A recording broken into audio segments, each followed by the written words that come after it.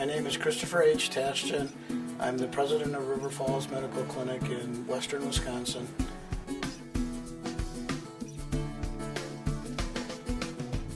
Three years ago, we started looking at EMRs, and we contracted with our PRO, which is Metastar in Wisconsin, to say, how do we choose an EMR and what EMR is going to fit right for us?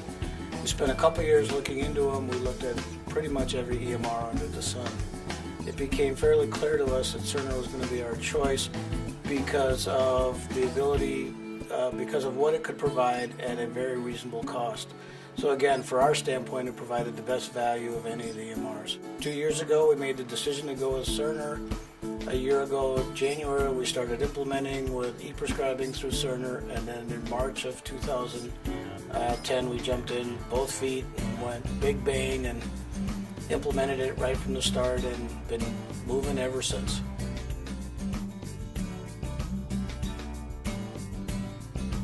I was very questionable about what is this, what does it mean, you know, I'm a little bit skeptical, but as it came about and as they actually published the criteria, the one common theme that came across is these are really good ideas. These ideas actually improve patient care, and these are things we should be doing if we're not, and if we are doing them, they just again confirm that we're on the right track.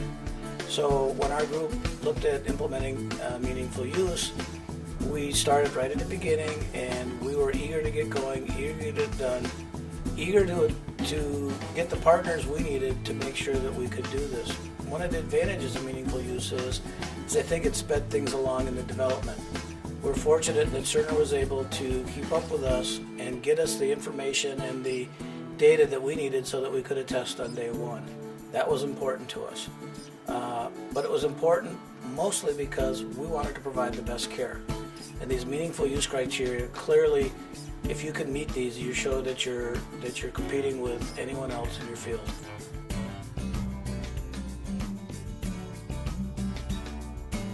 To me, meaningful use is the beginning. Okay, this is the beginning of how we can use the electronic record to help. I think there'll be ways that we haven't even thought of yet that it will again improve care. And so from my standpoint this is the first step.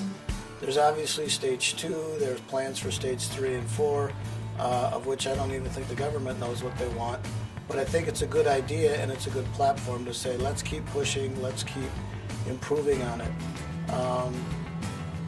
From the standpoint of right now is it helps us in our day-to-day. For example, the departure summary, being able to hand somebody a summary of what their medications are, what their problem list is, what I expect of them when I want to see them back, the lab tests that we ran today. Those are all things that help with the care and they improve the communication. So that's great.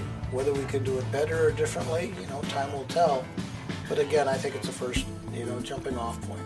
Take a look at them. Take a look at every one of the criteria that's requested there and tell me why any one of those criteria won't provide better care to your patients.